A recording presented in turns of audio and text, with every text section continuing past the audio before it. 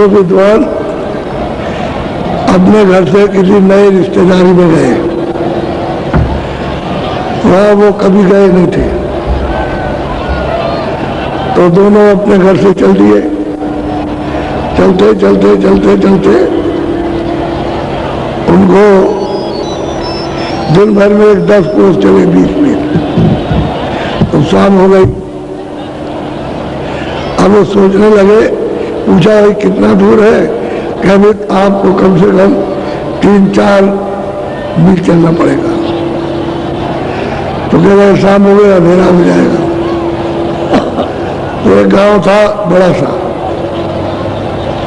उन्होंने पूछा कि भाई अगर कोई ठहरने की जगह है? तो गांव मुसलमानों का था। तो उन्होंने कहा कि देखिए ठहरने की जगह है, आपको सब सुविधा मिलेगी। और वो देखिए कुटी बनी हुई है सामने, वहाँ एक ब्राह्मणी है और वो आपकी सब सेवा करेगी। आप रात को आराम से रुकिए। और क्या हुआ कि उस ब्राह्मणी का आदमी मर गया, वो थी मुसलमानी। तो जब मुसलमानों ने बैठ के ये तय किया कि हमारे गांव में हिंदुओं के ठहरने की कोई जगह नहीं हो, हिंदू रात को जब रहते हैं तो हम लोगों को बड़ी शर्म लगती है, तो अच्छा हम तुझको ब्राह्मणी बना देते हैं और सब सुविधा देंगे, वो कुटी बना देंगे और भी सुविधा कर देंगे सब। और जो भी कोई आ जाए हिंदू, उसको भोजन बना करके खिलाना और उनको रात को रखना। तो उसको ब्राह्मणी बना दिया। उसके एक था बच्चा, बच्चे की उम्र लगभग 20 साल की हो गई। तो दोनों जब ब्राह्मण पहुंचे तो लोगों ने बताया, तो चले जाए। तुम आ गए तो पूछा कि वो यहाँ ठहरने की कोई जगह कार्य कह लगे था, आपके लिए तो सब जगह है, आप यहाँ ठहरिए। लड़के को बुलाया, कह लगे जल्दी से 4-5 बिछा दे और जल्दी बैठ जाए, लेकिन अब अंधेरा हो रहा है तो ये लोटा उठी करके अपने बाहर मैदान में आए, तब तक मैं खाना बना ही देती हूँ। तो उसने बहुत प्रेम के साथ खाना बनाया। पंडित जी दोनों चले गए मैदान में, अपने सोचा दी और अपना कुल्ला उल्ला किया, जो कुछ भी है बस आए, अपने बैठ गए। तो ब्राह्मणी बॉडी लड़के लगे, बेटा इनसे ये कहो कि एक ही लोटा हमारे पास, एक ही थाली है, एक लोटा और एक थाली। तो आज मैं इसमें करे कोई बात नहीं है, एक ही लोटा थाली से खा लेंगे, तो पहले ये चले जाएंगे और बाद में उनका तय हो गया। तो एक को ले गया, खाना बन गया, खूब प्रेम से खिलाया ब्राह्मण को, अच्छी तरह से प्रेम से जब खिला लिया, खूब डकार ली। तब उसने कहा कि महाराज मैं कुछ पूछना चाहती हूँ, पूछ सकती हूँ? कहने भाई हम तो ब्राह्मण, हम तो सब बताते ही हैं, जो कोई कुछ भी पूछे मैं बताऊंगा, सब बताता हूँ। तो उसने कहा कि देखिए ये हमारा बेटा है और इसके बाप को गुजरे हुए इन्हें जुमा 1 महीना, ऐसे उसके 4 महीने हो गए चला गया। तो अब ये हमको बताइए कि इसका हमको तो गाँव वालों ने ब्राह्मणी बना दिया, हम तो ब्राह्मणी है, तो इसकी भावट गई उनकी निकाय। और पंडित जी महाराज चुप, कुछ नहीं बोले। जब उसने पूछा कि आपको खाना, कह लगे ऐसा खाना तो हमने कभी नहीं खाया। तब उसने पूछा, अब वो चुप, कह रहे देखो एक बात है, हमारे वो बड़े हैं, वो बड़े ज्ञानी हैं, उनसे कोई भी बात पूछोगे तो बता देंगे। तो ये तो बिल्कुल चुपचाप अपना ऐसा चला गया जैसे हमको कुछ मालूम नहीं। तो लोटा वोटा थाली साफ करके और तैयार कर दिया कि महाराज आपके लिए। खूब खिलाया प्रेम से उसने। और वो पंडित जी से पूछा, पंडित जी खाना कैसा लगा? कहले ये बहुत बढ़िया, हमने कभी भी ऐसा कहीं घर में बाहर नहीं खाया। बहुत प्रसन्न है। तो महाराज आप तो मतलब पंडित थे, मैं कुछ पूछना चाहती हूँ तो कुछ बता दे। अरे कह लगे हम तो सबकी बात जानते हैं और सब कुछ बताएंगे। उन्होंने कुछ नहीं कहा, वो छोटे ने कुछ नहीं कहा, वो चुप हो गया बिल्कुल। अब उसने कहा कि महाराज अब ये बताइए कि जुम्मे जुम्मे 1 महीना, ऐसे मतलब जुम्मे से जुम्मा 1 महीना, तो 4 महीने हो गए अब आपके गुजरे में। तो हमको मुसलमानों ने कहा कि तुम ब्राह्मणी बन जाओ, तो हमको ब्राह्मणी बना दिया। कोई हिंदू आ जाए उसको भोजन कराओ और वहाँ उनको ठहराओ। तो मैं ये काम कर रही हूँ तो उनके साथ में। तो ये बताइए कि इसका मैं निकाह करूँ कि भंवर करूँ? तो जो बड़े ब्राह्मण से चौक कह लगे अरे महाराज वो तो अरे कह लगे मैं बताऊँ क्या, तू आजाद है, तू स्वतंत्र है, जो चाहे तो करे। मैं तो अपने लिए सोच रहा हूँ कि मैं मतलब कि फूकूं कि गड़ूं।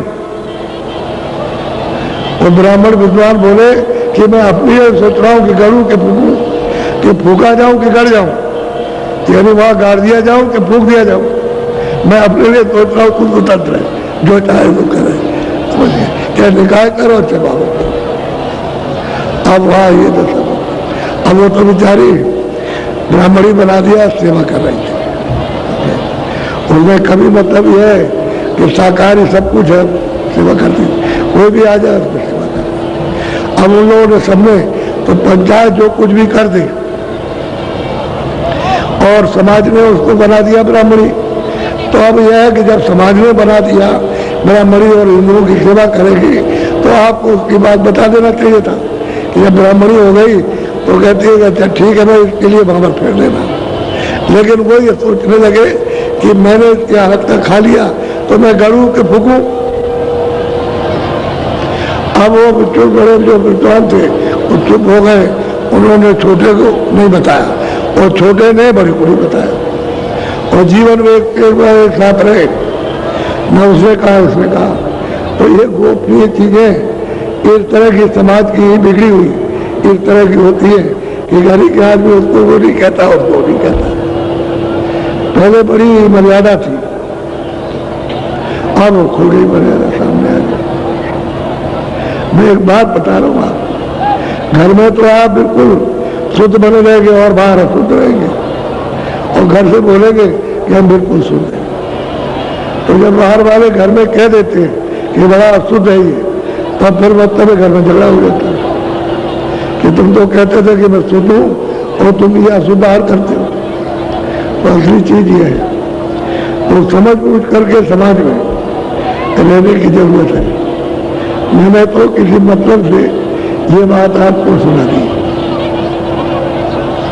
इसमें कोई न कोई राज तो है ही, तो ये आपको सुनाया। एक मतलब सच्चा यानी सच्ची कहानी है ये। अब आप सत्संग सुनिए। ये जो कुछ भी देख रहे हो, दिन देर कुछ भी लगे, अब जो उनकी अवध है उनकी कि इतने दिन का ये सब खेल तमाशा, तो ये सब बिगड़ जाएगा। जैसे दिन दिन की देर है, बरस की, 2 बरस की, 4 बरस की, 10 बरस की, 20 बरस की, तो ये खेल सब बिगड़ जाएगा। ये तन आपका है नहीं। ये तो काल का किराए पर एक पर्दा दिया खोल, उसमें जीवात्मा चेतन को बैठा दिया, उसकी वजह से काम हो रहा, और उसको सब चीजें दे दी है। मन भी दिया, बुद्धि भी दी, चित्त भी दिया, और अहंकार भी दिया, इंद्रियां भी दी, रजोगुण भी दिया, सतोगुण भी दिया, तमोगुण भी, सब चीजें दे दी। आंख भी दी, कान भी दिए, नाक भी दी, मुख भी दिया, सब दे दिया। उसने अपने हाथ में कुछ नहीं रखा और आपको मृत्युलोक में आजाद छोड़ दिया। तुम आजाद हो, स्वतंत्र, जो चाहो तुम्हारी इच्छा हो करो। लेकिन बाद में उन्होंने कहा कि भाई मैं इतना हिसाब करूंगा कि तुमने कितना अच्छा किया, कितना बुरा किया। तो श्वासों की पूंजी जैसे ही खत्म हुई वैसे उसने दबोच लिया। दबोचने का मतलब एकदम पकड़ लिया और खींचने लगा। तो ये सब तमाशा एकदम से जब खेल बिगड़ेगा ना, तो इतनी दारुण तकलीफ दारुण यात्रा, उसी को कहते हैं कि जलमत और मरण दूसरा तो कोई वो कहा नहीं जा सकता। तो ये खेल सब आपका बिगड़ जाएगा। तो दिन देरी की देर खेल बिगड़ना। कोई किसी का पहले रिश्तेदार नहीं था, अब सब रिश्तेदार हो, सब तुम्हारे और तुम्हारा कोई नहीं। तो तुम ये नहीं समझते हो कि भाई हमारा बच्चा तो अकेला आया, उसे कोई पहचान, कोई समझ, कोई मतलब सुनना बोलना कुछ लेकर के नहीं आया। अब उसको जैसे जैसे उम्र उसकी बढ़ी उसको आपने सब सिखाया, सबकी इधर देख, ये है, ये पहचान, ये बोल, ये सुन, तो सुनने लगा। अब ठीक वही अवस्था आपके ले जाने की होगी कि देखना, सुनना, बोलना और समझना ये सब रखवा लेगा और आपको उसी अज्ञान अवस्था में भेजेगा जिस दिन आपने चल लिया था। तो खेल तो बिगड़ जाएगा, खेल तो बिगड़ा बिगड़ा, फिर आप भी बिगड़ जाओगे और धरती भी जाएगी और पानी भी जाएगा, हवा भी जाएगी, अग्नि भी जाएगी और आप आकाश भी जाएगा, सब बिगड़ जाएगा। कुछ ना किसी का राज रहेगा, न पाठ रहेगा, न कोई किसी की राय, न कोई किसी का राज रहा, न रिश्तेदार, न कोई माँ बाप, न कोई बच्चे, न कच्चे, न कुछ। तो कोई सब बिगड़ेगा। इसकी सबकी आवाज है कि इस दिन ये प्रलय होगी, इस दिन ये प्रलय होगी और ये मतलब महाप्रलय होगी। और वो जो नित्य जो प्रलय हो रही है वो सबके सम्मुख है। आज ये जा रहा, कल ये जा रहा, आज वो छोटा बच्चा, आज जवान जा रहा, वो मतलब माँ जा रही जवान, और बुढ़ी जा रही, और दादी जा रही, दादा, ये सब खेल बिगड़ता जा रहा। ये नित्य होता है, ये नित्य की प्रलय है। और कभी कभी वो प्रलय अलग है और महाप्रलय बिल्कुल अलग है। इन सब की अवध है, जैसे तुम्हारी अवध है ऐसे उनकी भी अवध। यहाँ कुछ नहीं, कुछ नहीं रहेगा। क्यों झगड़ा करते हो? आप आए थे एक ही देश, यहाँ आकर के हो गए 12 बाट, यानी कितने रास्तों पर अनेक रास्तों में चले गए। वो इधर चला गया, उधर चला गया और रास्ता किसी को नहीं मिला। रास्ता एक था आने का, और कहा था कि देखो हमारी डोरी पकड़े जा रहे हो तो इसको मत छोड़ना, देख सब लेना। एक बाजार लगाया था किसी कारीगर ने, उसने अपना ऐलान किया कि जो भी इस बाजार में आकर के एक चीज उठा लेगा, दूसरी चीज छू नहीं सकता। तो सब लोगों को ढोल मच गया, बड़ा ढोल पीटा गया, शोर मच गया कि ऐसा बाजार सुंदर लगाया कि कभी किसी ने देखा नहीं। अब वहां सब लोग देखने के लिए चले तो एक बुढ़िया थी बेचारी, उसने इरादा किया हम बाजार में वो चीजें लेंगे जब हम सब बाजार को देख लेंगे, वैसे हम कोई चीज नहीं लेंगे। ये उसने पक्का इरादा किया। बाकी जो जाए देखे बहुत सुंदर, तो वो सोचा कि इससे सुंदर मिलेगा, ले लो, तो उठा लिया। जब दूसरी जगह जाए तो ये सुंदर, तो मतलब भी उठा लिया। अब वो जो जिधर जाए पट उठा ले, दरवाजे पे चीज पहली ले ले, आगे जाए तो अफसोस करें कि हम नहीं ले सकते दूसरी चीज।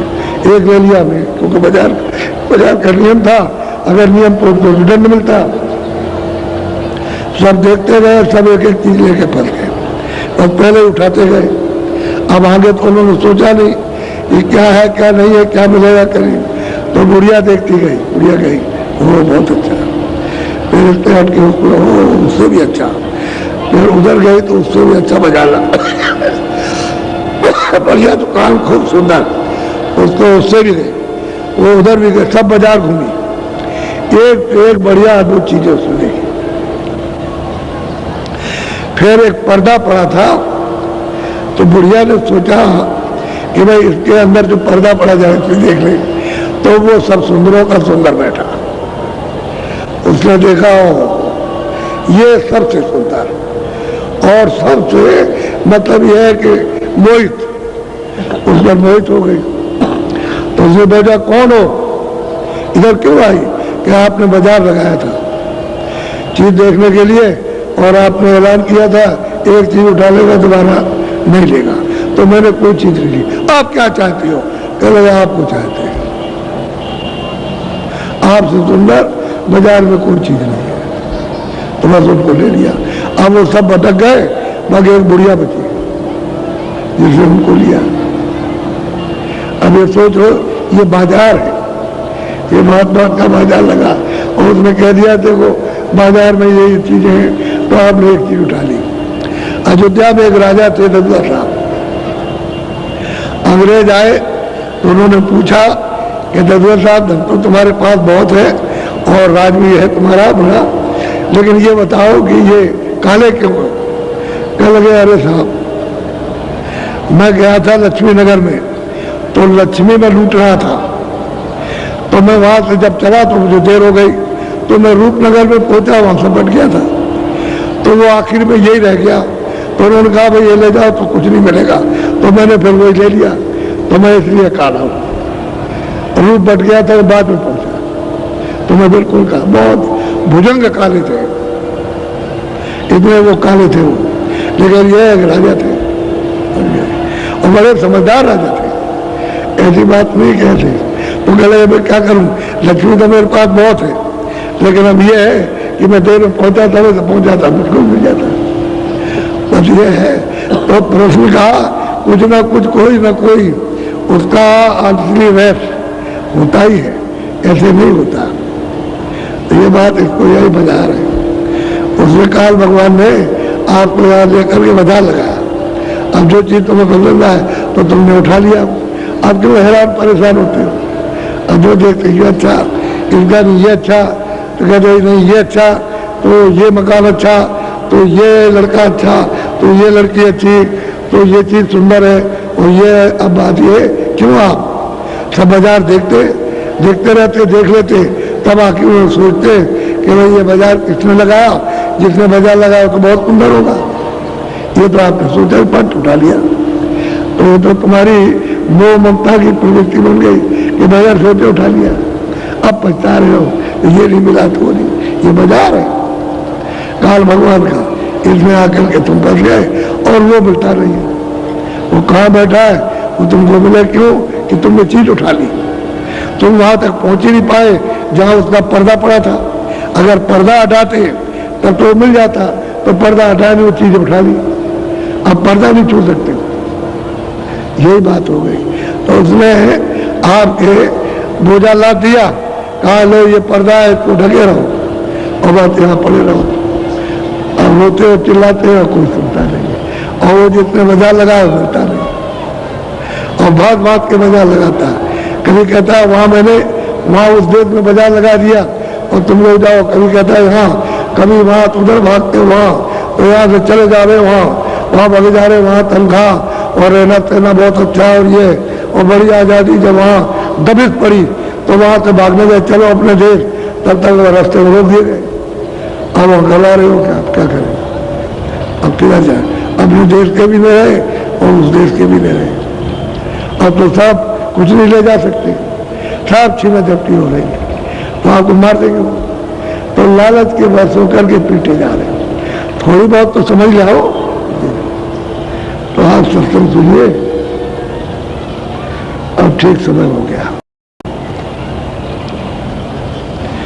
बोलो जय गुरुदेव, बोलो। ऐसे पंथी के कबधानी अपने अपने मत की बस कहते हैं भाई उनके पास तो किसी के पास पंथ नहीं रास्ता, इन्हीं जीवों के जाने का, वापस घर में पहुंचने का किसी के पास नहीं है।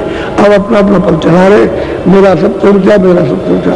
अब प्रयागराज में जाइए, पहले तो सन्यासी जो कपड़े पहनते थे गेरुआ, वहां नहीं जाते थे, हमने खुद देखा, सब वैष्णव दिखाई देते थे।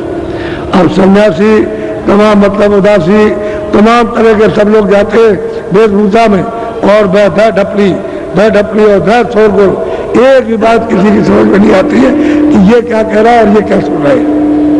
इतना शोर लाउड यूजर सबके यहाँ सब अखाड़ों में लगा होता, तो बताओ ऐसे में वो अपनी आध्यात्मिक जो एक विद्या उसको कैसे प्राप्त कर सके, तो सुनाई नहीं देगा, कुछ समझ नहीं आएगा। अरे ये तो शांति का बिल्कुल मतलब ये तो स्थान है, जब शांति में सुनोगे तब आपको समझ में आएगा, सुन आता नहीं। वो कहते हैं अपना मेरा मत पड़ा, मेरा मत पड़ा, मेरा मत पड़ा। अरे तो फंस गए आकर के, जब फंस गए तो निकल नहीं सकते। अब संतों की बात क्यों मानी है? बोलो। संत पंथ जो राह बखानी। अब गोस्वामी महाराज कहते हैं भाई संतों का जो रास्ता, उसका जो बताया वर्णन किया, उसको पंथी लोग नहीं मानते। वो कहते हम नहीं, क्योंकि उससे मालूम होता है कि वो चलना नहीं चाहते, अपनी जीवात्मा को छुड़ाना नहीं चाहते, बस ये अज्ञान में इसी तरह से चले जाएंगे। जैसे बेचारे आप अज्ञानी, वैसे वो भी चले जाएंगे, हमारा कोई नहीं बचेगा। तो इसलिए कहते हैं हृदय ये सब जा रहे हैं कुपंथ पर, सुपंथ पर कोई नहीं, अपना कोई भला नहीं कर पा रहा, सब अपना अपनी हानि कर रहे हैं। बोलो।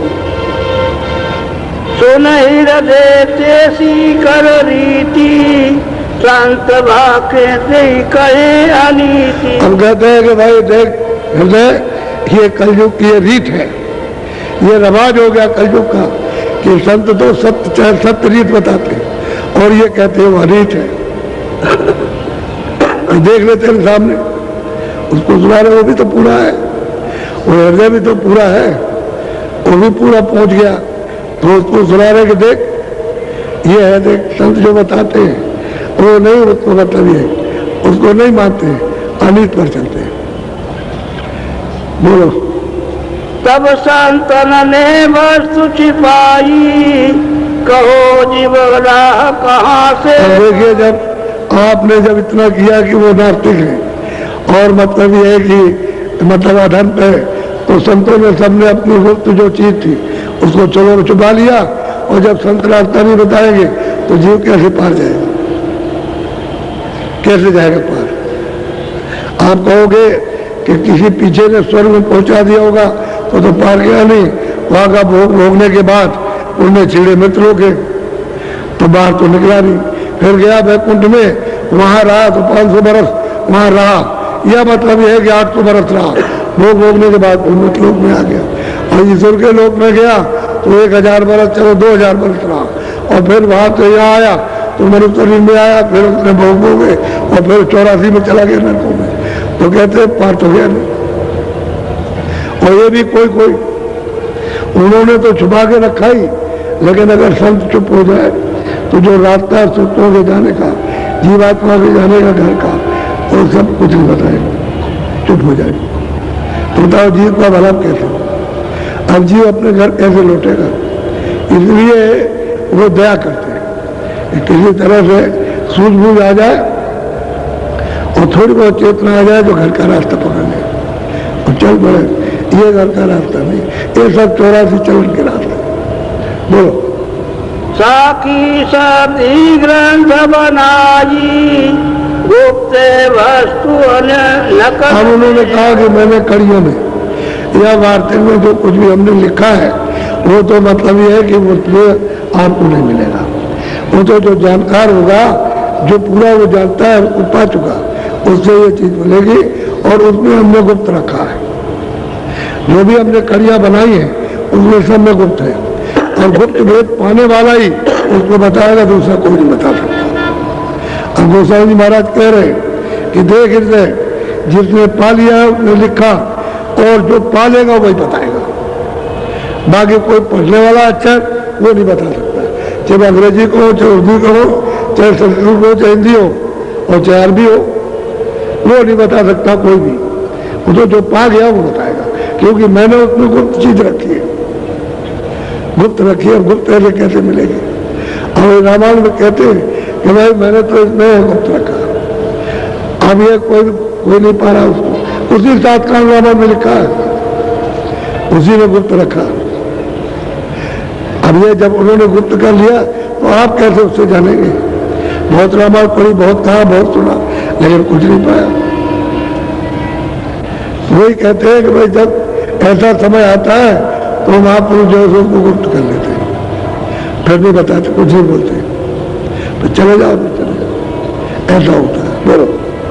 नकल वस्तु ग्रंथ न में जानो, साकी शब्द नकल। हम गोस्वामी जी महाराज कहते हैं जो ग्रंथों में लिखा हुआ है वो निकाले, वहां की नकल बताया, यानी वहां की छाया है, तो छाया से उसका बोध कराते हैं असल का। तो कहते हैं ग्रंथों में लिखा है नकल है, लेकिन वर्णात्मक और धुनात्मक, और धुनात्मक तो आपको जीवात्मा जगह वो दोनों को सुनेगी, वो चेतन है, वो धुन चेतन है, धुन भी चेतन है और सुरभ भी चेतन, तो चेतन से चेतन का बोध होगा। अब तुम चाहते हो कि चेतन का जड़ में बोध हो जाए, तो इसमें नहीं होगा। ये सब ये नकल है, ये खोल है, इसमें असल नहीं मिलेगा। जब चेतन जगह होगा, दोनों आंखों के पीछे बैठी है ये सुरभ, और जब यहाँ पर जागेगी तो चेतन के साथ संबंध होगा। तो नाम तो चेतन है, वो तो बराबर बोल रहा, ऐसा सामने लटका हुआ, इस तरह से ऐसे लटका। अब आप इसको नहीं सुन रहे, पकड़ नहीं रहे हो, ये ऐसे गुंजारमान कर रहा, लेकिन कर्मों से बीच में पर्दे आ गए, तो आपकी आंख और कान बंद हो गए, अब डोरी नहीं पकड़ पा रहे हैं। और वही डोरी पकड़ लो तो चेतनता आ जाए, होश आ जाए आपको, और पकड़ के बिल्कुल प्रकाश में खड़े हो जाओ, तो उजाला हो जाए, गंदगी चली जाए, गंदगी हट जाएगी। तो वो पंथ जो संतों ने बताया, सुरत पंथ, वो तो पकड़ा नहीं, जात पंथ सबने पकड़ लिया, और जात पंथ को कहते हैं मेरा सबसे बड़ा। तो ये सभी जा रहे उधर, वो अशुभ रास्ते में सब चले जा रहे, तो इनका भला कभी हो ही नहीं सकता। कभी बोलो, या में खोज खोज नहीं पावे, सतगुरु मिले तो आप फैसला कर दिया कि चाहे कितना भी ग्रंथों में खोजो, उसमें कुछ नहीं मिलेगा जब तक सतगुरु जानने वाला, प्राप्त करने वाला जब तक नहीं मिलेगा, तब तक उन किताबों से कुछ नहीं मिला। सीधा सतगुरु मिले तो फिर मिलेगा, ग्रंथों में कुछ नहीं मिलेगा। चाहे जितना पढ़िए, चाहे जितना खोजिए दिन रात, उनको खोजिए, कुछ नहीं मिलना।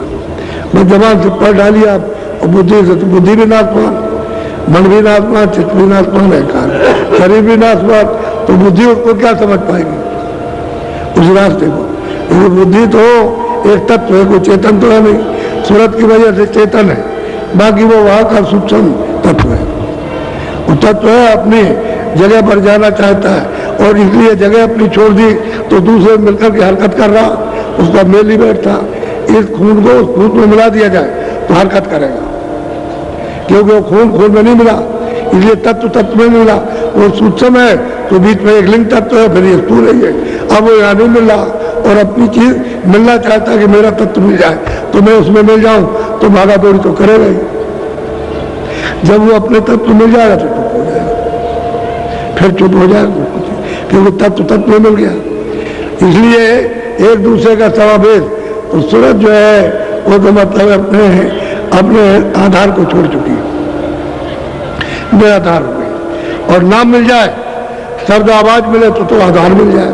अब वो छूट गया, मारी मारी कर रही है, अब पर्दों में भटक रही है, तो पर्दों से कहीं मेल होता नहीं है जब तक वो सदगुरु न मिल जाए। बोलो, नकल माई से असल दिखाई, सोचेगा सतगुरु। अगर संत आए और उन्होंने बताया कि देखो उन्होंने ये कहा था जो आपको बता रहे हैं, ये उनको बताया था, पिछले वाले सत्तों ने नहीं बताया जो आपको बता रहे। अब चलो, जिस तरह से उन्होंने चलाया वैसे आप भी चल जाओगे।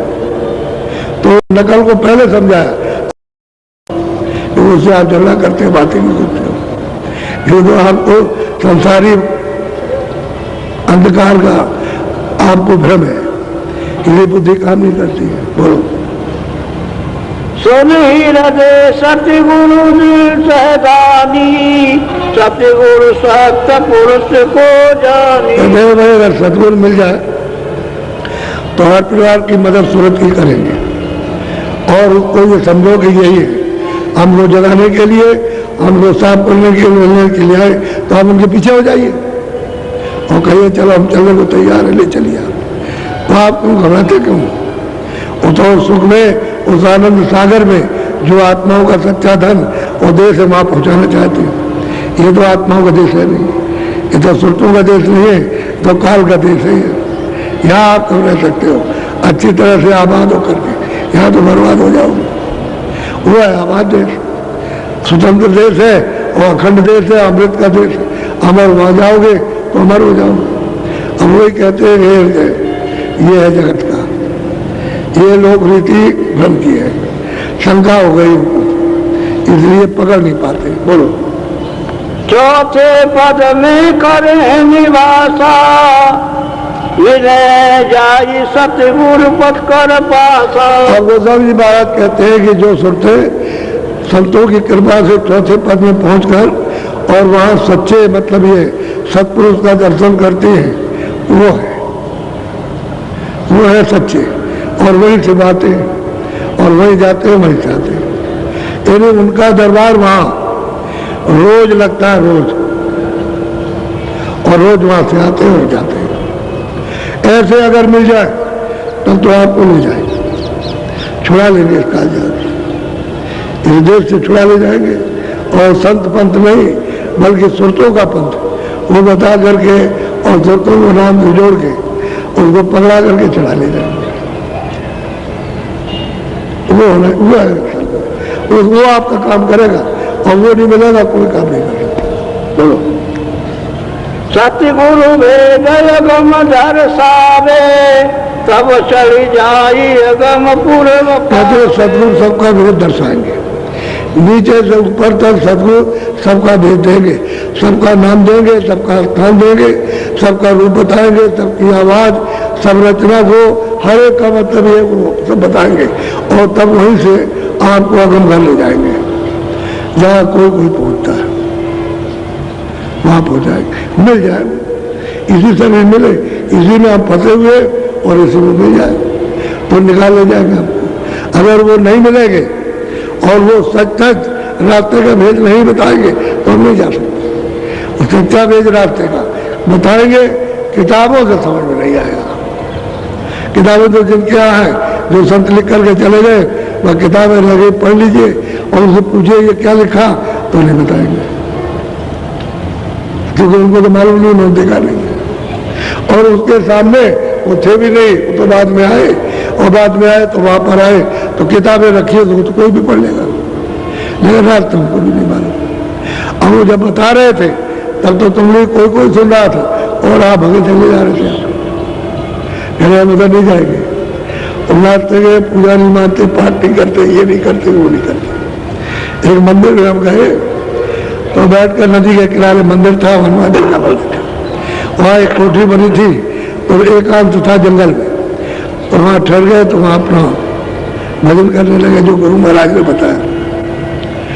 तो जब हम वहाँ से उठ करके बाहर आए तो पुजारी कहता है, ब्राह्मण कहता है कि आप जब आरती होती है तब नहीं आते। मैंने कहा भाई मैं बैठा रहता हूँ और मुझे ये नहीं पता चलता कि आपकी आरती कब हो रही। अगर मैं सुन लेता तो मैं उठ करके आ जाता, और अब सुन लूंगा तो चलाऊंगा, मुझे कोई उससे गिरा थोड़ी है, वो बाहर बज रहा, वो अंदर बज रहा। असली बात तो ये, तो एक आध दिन तो उसने कुछ कहा, फिर कहा हम आपको नहीं रहने देंगे, आप मतलब पूजा की खिलाफत करते। हमने बोले हम तो कभी कुछ कहा नहीं, अब तो आए थे कान समझ कर, तो ठीक है अगर भगा दो तो चले जाएंगे, क्या बात है। तो कोई हमारा यहाँ घर थोड़ी है, यहाँ दूसरी जगह चले जाए, हमारे जाएंगे जाकर, उसमें क्या। तो लड्डू ले आया, हाँ हमने कहा हनुमान जी ने दर्शन दिया, बात तो हमने सच्ची कही, हनुमान जी ने दर्शन दिया कि देखो जो लोग हमको नहीं मानते वो हम सख्त सजा देंगे उनको।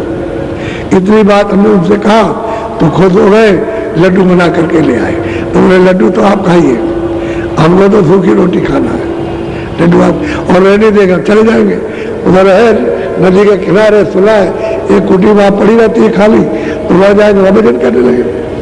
क्या बात है, हम तो मतलब ये हनुमान जी को मानते ही है, आपकी समझ में आता कि नहीं मानते। तो इस तरह से उनके मन में हो जाता है भगा दो, इनको भगा दो, अब इतने में भगा दो, बस और कुछ नहीं है। बोलो, अपनी रीति में बता रहा हूँ आपको तरह तरह की। बोलो। हृदया को कोई न जाने, जासे कहूँ सोई नहीं माने। कहते भाई जब कोई जानता नहीं है संतों के भेद को और संतों के रास्ते को, जब कोई और रास्ते का भेद कोई नहीं जानता तो फिर कैसे संतों को कोई मानेगा। फिर तो उधर चले जा रहे और कोई बताने वाला नहीं है, तो तो संत जब आते हैं तो बड़ी मशक्कत करते हैं, मेहनत करते हैं जीवों के साथ में, बहुत मेहनत करते हैं, तब जीव धीरे धीरे करके तब जागते हैं। और जब जाग जाते हैं तो फिर छोड़ नहीं सकते, कितना भी दुनिया उनके पीछे रहे तो फिर नहीं छोड़ेंगे। जब जाग जाएंगे, सच्ची चीज पा जाएंगे, तब फिर नहीं छोड़ते हैं। लेकिन अब इनके साथ मेहनत करना पड़ता है और भेद नहीं मिलेगा तो सही चले जा रहे। बोलो। इतने में प्रियलाल जो आए, कर पर नाम छुए अब इतने ही पर आए प्रियलाल, तो उनको प्रणाम किया, उनको स्पर्श किया, सिर झुकाया, जमीन पर मत्था रखा और उनको हाथ जोड़ा और 2 आंसू उनके गिर गए। आए दर्शन किए उन्होंने बड़े सद्भाव से। बोलो। प्रियलाल यस वचन उचारा, स्वामी से कहियो कछु सारा। प्रियलाल बोले, चलो हे स्वामी, मैं कुछ कहना चाहता हूँ, कुछ आपको सुनाना चाहता हूँ, तो सुन लीजिए। बोलो। जो कुछ कृपा सिंधु अनुकूला, तो विधि ने रखिए बताऊं। और वो कहते हैं कि आप कृपा के सिंधु, इन्हें दया के आप समुद्र, जो कुछ भी आपने हमको गोपनीय बताया